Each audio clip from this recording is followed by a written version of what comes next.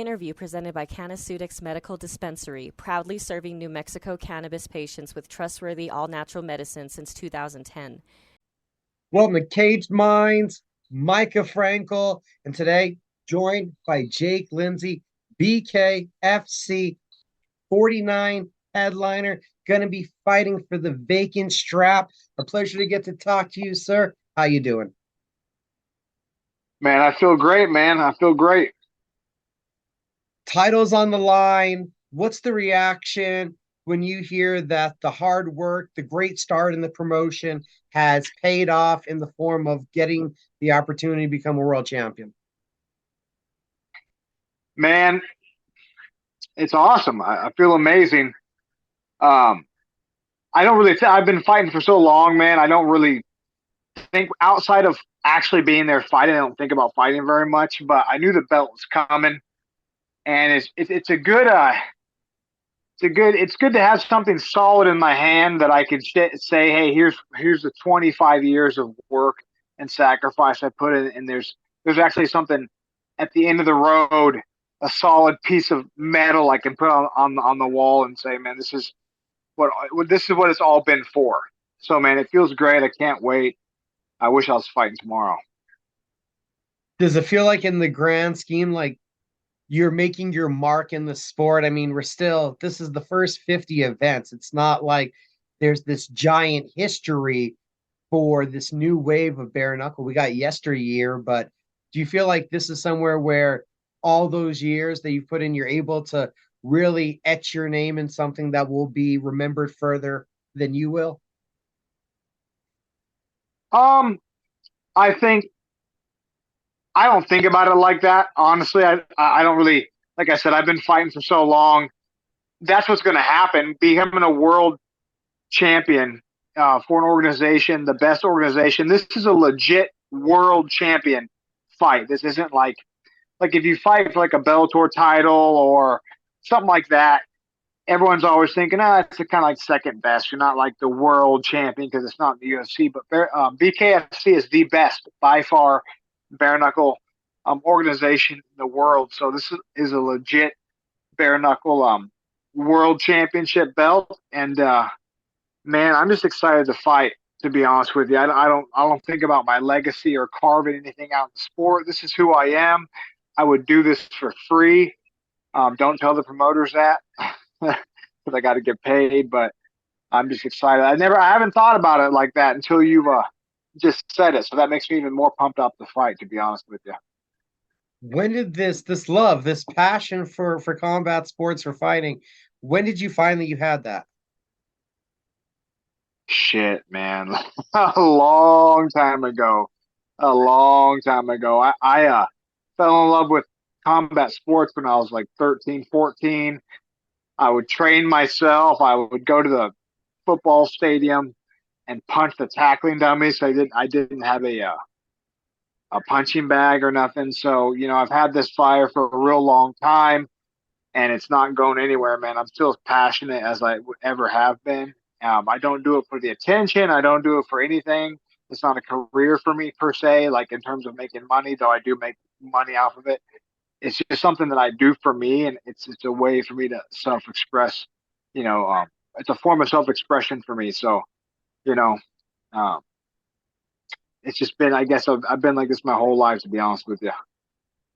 A lot of people know you from the MMA days, from the UFC, from some crazy fights in VFC for us Fight Pass fans. Did you feel like that or do you feel like that's a sport that you've left behind and you're fine with what you did there and you don't see yourself returning, or is it something that may be revisited one day? Dude, I can grapple like a motherfucker still. I'll tell you, I haven't been training grappling, but the other day I was wrestling and I was wrecking some dudes that were really good. So I don't know. I don't think I'll ever go back. I wouldn't mind doing bare knuckle MMA though. I think I'm sold on the bare knuckle, to be honest with you. I've done pro kickboxing, pro boxing, pro MMA, now it's bare knuckle. And honestly, bare knuckle to me is the purest form of combat we got right now. So I might try bare knuckle MMA, But like I said, my complete focus is on this world title, going on in there, doing what I got to do, going to fucking work, getting the job done. And then I don't know, man. Like I've been last 5, 6, 7 years of my career, I haven't really planned anything out. I'm just being myself, doing my own thing. So we'll see what happens. Once I win this belt, you never know, but I don't think I'll ever bounce back. First off, um, it just doesn't excite me. Honestly, MMA got redundant to me.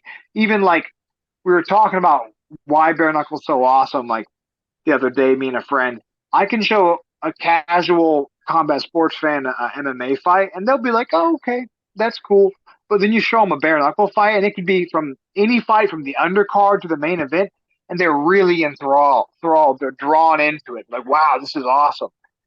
So, I mean, that's kind of how I feel about it. I think it's my new love, and I think I'm stuck with bare knuckle for now.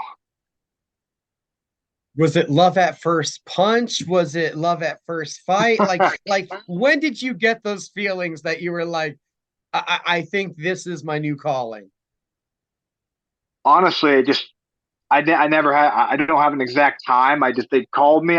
The second I saw the fight or the sport, I said, yeah, I'd love to do that. I want to do it. And then they just happened to call me because they were having a show in Kansas. So I said, yep, sign me up. I'll fight anybody, anytime, any place. And that's kind of been it. Like I said, I've been fighting so long, and it's something I do. It's a personal thing I do for me that I enjoy it, that I don't really I don't think about it a ton. I saw it, the first show I saw, I fell in love with it. Like I said, I'm going to go in there and box people up. And that's what I want to do. So it just worked out the way it worked out. It's like with my MMA career, I never really planned on making it a career, quote unquote. I just started fighting because I enjoyed it and I never stopped. So that's kind of how it works for bare knuckle. And you get into bare knuckle. Did you already go in with this mind? You said it. You're going to box guys up. We've looked at your earlier fights, and you're the first guy we see kind of keeping the distance. Hands are high, dudes are swinging, and you're stepping back and getting out of the way and hitting angles. Was elevating the sport or taking it in that more defensive perspective was something that you saw right away you could do? That's just kind of how I fight naturally, though.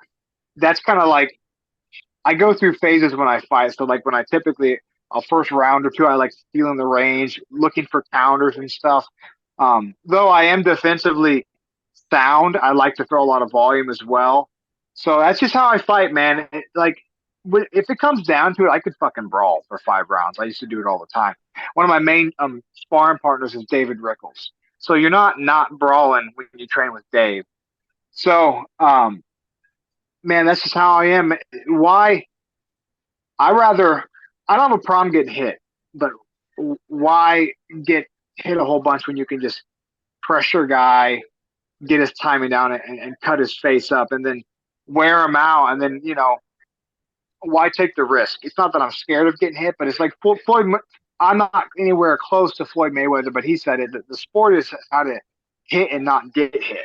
So, I'll brawl if I need to, but, if I don't need to, I'm not gonna.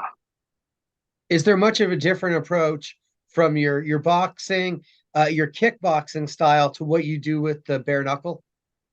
Oh, 100%. I can't use almost any of my movement, my footwork, because if you're slipping and you're dipping your head down in kickboxing, you get kicked in the fucking head. So it's a whole different game. I always did move a lot, but it's a whole different level of. I'll put the camera on you. Yeah, so my girlfriend came over in front of the door. I started dancing. Bring that skirt in here. Let's see it. I'll turn that camera on you right now.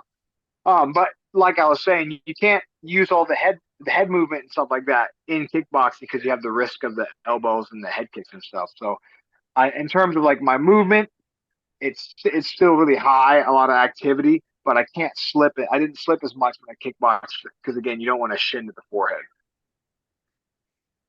Bare knuckle, you've had some tremendous fights in there. In the last fight, we saw the adversity of picking yourself up off the canvas. What was that like? Just the arena, the feel, and having to come back in that moment.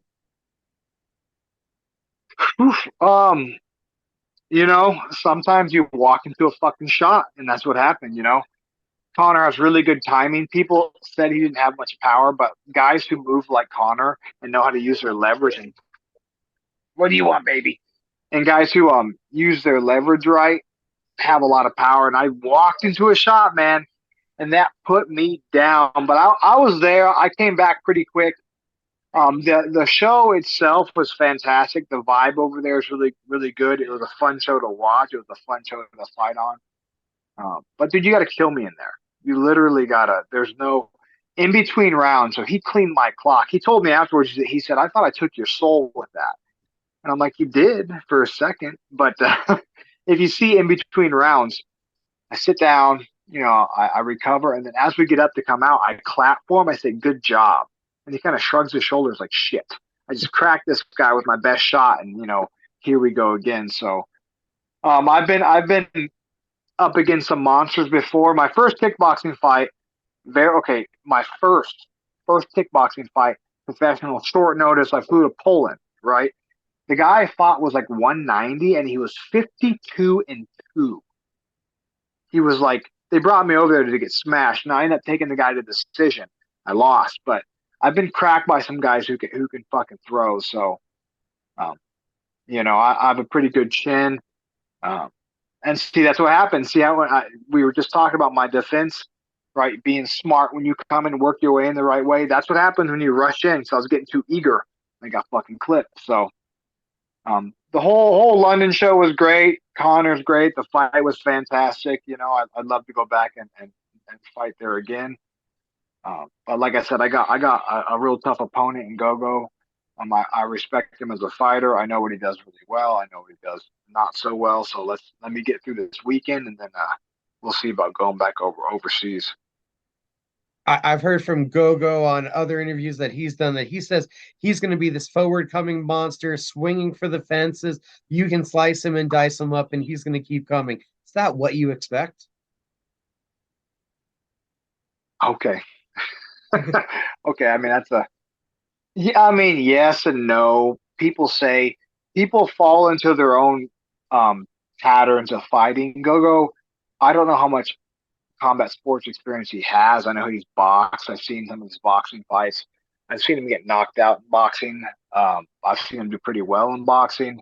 I've seen all his bare knuckle fights, but everyone says they're going to do X, Y, and Z. But the thing is, like I said, I'm a veteran, and I have a really high fight IQ, and people around me have really. And these are things you don't learn in the first 10, 15 years. You really got to have that long career perspective.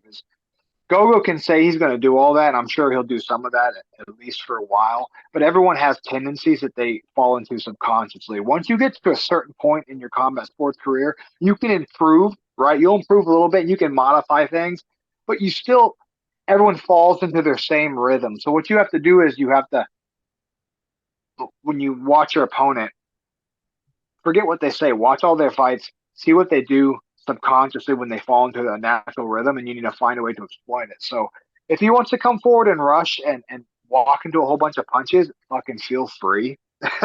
You know what I'm saying? He can do that. He has he does come forward well. I think what's been so effective on guys is because people are, I don't know if they're so much scared of him, but they're like scared of the quote unquote big scary power. He ducks down and he's fucking throwing big punches, but he does have some tells. You can kind of see when he is about to throw, so it's not very hard to read. That being said, he has some really straight, clean, technical punches. He's very fast, and to his credit, he does come with some good pressure, and I think he wears guys down. Like people get worn down by the, I guess, constant pressure and danger. But if he wants to fucking do that, he can. I don't give a shit. I think he's going to come out throwing hard. I'm going to catch him with something. He's going to catch me with some stuff, and we'll kind of figure it out throughout the process. I think he hasn't, not to give you a long-winded answer, but I think people haven't used the clinch very well against him because with that style of ducking your head down and flailing he throws his whole body into it. He's really open to be clinched up. Like he basically falls on people, and then people, because they're so scared of the punches, they hold their hands up and try to just defend. You could underhook his right arm and turn him and just start pop, pop, feeding uppercuts to his face. So I don't know, man. We'll see. We'll see how it works out. But, I know it's going to be a good fight. That's why I'm excited to fight Gogo, because he's not scared. So we'll see how it turns out. You've emphasized fight IQ. Uh, when in your maturation as a martial artist, do you know that's something that you possess? Well, I know a lot of people around me um, there's a lot of guys, and people sleep on the Midwest. There's a lot of really high level, smart, long term combat sports athletes here, like really old school. Um, there's guys around here that have been fighting so long that I remember when Anthony Smith, the current UFC fighter, he would come down to our hometown here and train for like his amateur fights, and these guys have already had 15 pro fights. So there's a long, rich history of MMA and combat sports in the Midwest, and I'm around a lot of guys that they'll literally be watching, and this happens with me. I'll watch a fight, and I'll say, you know what? If this guy does this, like he needs to throw this punch because he'll land it. And sure as shit, he'll pop, land it, throw it. And I've just been around. I think you just develop it. You develop it over time of learning.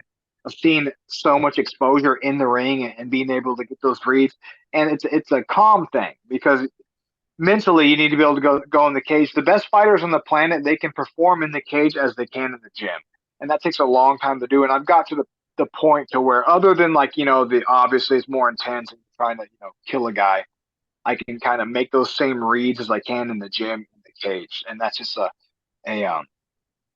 that's an experience thing, and you have to develop that fight IQ. You're not born with it, I don't think.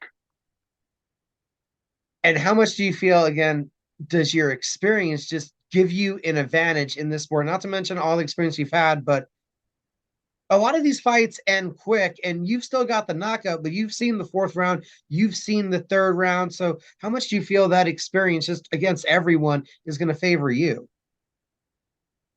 Well, I think guys with experience like I do, like I've been in the fire so many times, and like you said, a lot of times in bare knuckle, shit goes fast. Guys are going in there, pop, pop, pop, pop, pop, banging real fast, and being able to stay calm in that storm and move, maybe get clipped once or twice, but it's no big deal. Move around, pop, pop. Being able to stay calm in that situation and not have it overwhelm you. You want to dance again? God, my girlfriend wants to get on this camera so bad. She's teasing me. But being able to stay calm in that storm and not have it overwhelm you, I won't. And exhaust you is important. So like, if you get flustered by that high intensity speed and you get overwhelmed, it gets you tired. So like, bare knuckle is a 10-minute fight. Like if you're a dude worth your salt, you should be able to roll off the fucking couch hungover and do something for 10 minutes hard. But people gas in a round or two because, again, they get overwhelmed by the intensity of the situation. And again, I've been in that spot 50 times now. So it's really easy for me to stay calm and keep things in perspective. I also don't take shit personal. Like if I get dropped, I'm not doing the whole, oh shit, I'm losing. It's like the fight's not over till the fifth round. I can get dropped, and I have in fights. I can get dropped the first punch a guy throws. Doesn't change my desire to win, my game plan. It doesn't like make me hesitate. It's like, oh, get up, shake it off, take a breath, right back to work. And that's like an experience thing as well that you develop over time. Before I let you go, gotta ask the questions that I'm sure people are wondering that I don't think you've even contemplated or have any desire to talk about, but Luis Palomino vacates the belt. You got any interest in that fight? Does it, feel any less like a championship because you're not going to be fighting him for the belt? I'm sure people want to hear those answers. No, I think